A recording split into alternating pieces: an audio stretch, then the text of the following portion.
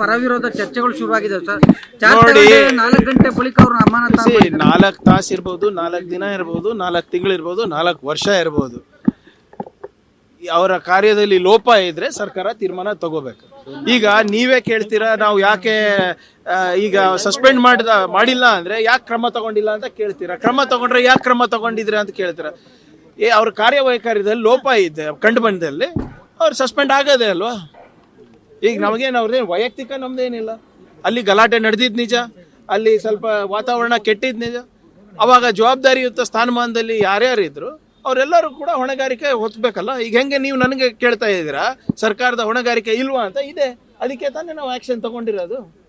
ಅದನ್ನು ತಗೋಬೇಡಿ ಅಂದ್ರೆ ಈಗ ಇಬ್ಬರ ಮೇಲೆ ವಿರುದ್ಧನೇ FIR ಆಗಿದೆ ಸರ್. ಮುಂದಿನ ಕ್ರಮ ಆಗ್ಲೇ ಬಹಳ ಸ್ಪಷ್ಟವಾಗಿ ಮುಖ್ಯಮಂತ್ರಿಗಳು, ಉಪಮುಖ್ಯಮಂತ್ರಿಗಳು ಮತ್ತೆ ಗೃಹ ಸಚಿವರು ಇದ್ರ ಬಗ್ಗೆ ಹೇಳಿದ್ದಾರೆ. ಕಾನೂನು ಪ್ರಕಾರ ಕ್ರಮ ತಗೋತೀವಿ, ತನಿಖೆ ಆಗಲಿ.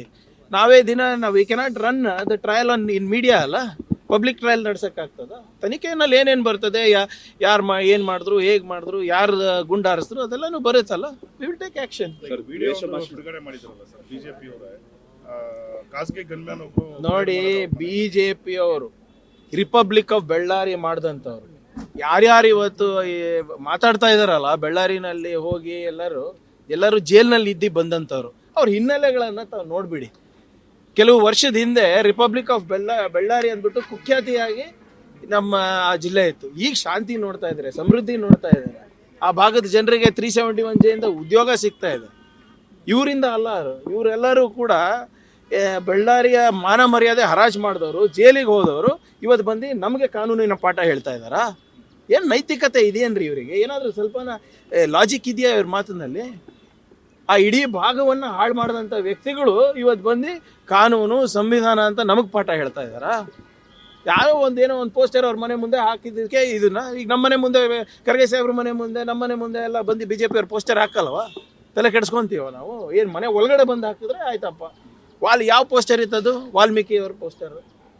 ಅಂದರೆ ಇವರು ಬರೇ ಹೆಸರಿಗೆ ಮಾತ್ರ ರಾಮನ್ ಜಪ ಮಾಡ್ತಾರೆ. ರಾಮಾಯಣ ಯಾರು ಬರ್ದಿರೋದು ಅವ್ರು ಬೇಡವಾ ಇವರಿಗೆ? ವಾಲ್ಮೀಕಿ ಅವ್ರು ತಾನೇ ರಾಮಾಯಣ ಬರ್ದಿದ್ದು. ಕಾರ್ ಕೂಡ ಕಟ್ಟಾಕ್ತಾರಿಲ್ಲ, ಆ ರೀತಿ ಬಂದು ರಸ್ತೆಗೆ ಹಾಕಿದ್ರು. ನೋಡಿ, ಕಂಪ್ಲೇಂಟ್ ಮಾಡ್ಬೋದಾಗಿತ್ತು. ನೋಡಿ, ಯಾರಿಗೂ ಕೂಡ ಅನಾನುಕೂಲವಾಗಿ ನಡ್ಕೊಳ್ಬಾರ್ದು. ಯಾರೇ ಇರ್ಬೋದು, ನಾನಿರ್ಬೋದು, ನೀವಿರ್ಬೋದು, ಬೇರೆ ಶಾಸಕರು ಇರ್ಬೋದು. ಸಾರ್ವಜನಿಕರಿಗೆ ಅನಾನುಕೂಲ ಆಗ್ತಾ ಇದ್ರೆ ಮಾಡಬಾರ್ದು. ಆದರೆ ಅದನ್ನೇ ಮುಂದಿಟ್ಕೊಂಡು ಈ ವಾತಾವರಣ ಕೆಡಿಸೋದು ಸರಿ ಅಲ್ಲ ಅಂತ ಹೇಳ್ತಾರೆ. ದ್ವೇಷ ಭಾಷಣದ ಅಡಿಯಲ್ಲಿ ಭರತ್ ರೆಡ್ಡಿ ವಿರುದ್ಧ ಪ್ರಕರಣ ದಾಖಲಾಗಬೇಕು ಅಂತ ಹೇಳ್ತಿದ್ದಾರೆ ಸರ್. ಯಾರು ದ್ವೇಷ ಭಾಷಣ? ಹೆಂಗೆ ಅದು? ಬಿಲ್ ಓದ್ಕೊಂಡಿದಾರ ಇವರು? ಬೆಂಕಿ ಹಚ್ತೀನಿ ಅಂತ ಬಿಲ್ ಓದ್ಕೊಂಡಿದಾರ ಇವರು? ಆಮೇಲೆ ಇವರೇ ದ್ವೇಷ ಭಾಷಣದ ವಿರುದ್ಧ ಇದ್ರಲ್ಲ, ಬಿಲ್ ವಿರುದ್ಧ ಇದ್ರಲ್ಲ. ಇಲ್ಲ, ಕೇಳಿ, ದ್ವೇಷ ಫಸ್ಟ್ ಆಫ್ ಆಲ್ ನೋಡಿ, ಬಿಲ್ ಸರಿಯಾಗಿ ಓದ್ಕೊಳಕ್ ಕೇಳಿ. ಬಿಲ್ ಓದ್ಕೊಂಡ್ಮೇಲೆ ಯಾವ ಸೆಕ್ಷನ್ ಅಡಿನಲ್ಲಿ ಬರುತ್ತೆ ಫಸ್ಟ್ ಅವ್ರು ಬಿಲ್ಲೇ ಸರಿಯಾಗಿ ಓದ್ಕೊಂಡಿಲ್ಲ, ಅದಕ್ಕೆ ಅವ್ರು ಹಿಂಗೆ ಮಾತಾಡ್ತಾ ಇದ್ದಾರೆ. ಕರ್ನಾಟಕನೂ ಇವಾಗಲೂ ರಿಪಬ್ಲಿಕ್ ಕಾಂಗ್ರೆಸ್ ಜನ ವೋಟ್ ಮಾಡಿದ್ದಾರೆ, ಡೆಮೋಕ್ರೆಟಿಕಲಿ ವೋಟ್ ಮಾಡಿದ್ದಾರೆ. We are a republic of prosperity. ಅವ್ರಿಗೆ ತೊಂದರೆ ಇದೆಯಾ BJP ಅವರಿಗೆ? ಇವರು ರಿಪಬ್ಲಿಕ್ ಆಫ್ ಬೆಳ್ಳಾರಿ ಮಾಡಿದಂಥವ್ರು, ಜೈಲಿಗೆ ಹೋಗಿ ಬಂದವರು ಇವತ್ತು ಬಂದು ನಮಗೆ ಸಂವಿಧಾನದ ಪಾಠ ಹೇಳೋದು, ಕಾನೂನು ಪಾಠ ಹೇಳೋದು, ಅಭಿವೃದ್ಧಿ ಪಾಠ ಹೇಳೋದು, 371 ಜೆ ಪಾಠ ಹೇಳೋದು. ಏನ್ರಿ ಇದೆಲ್ಲ?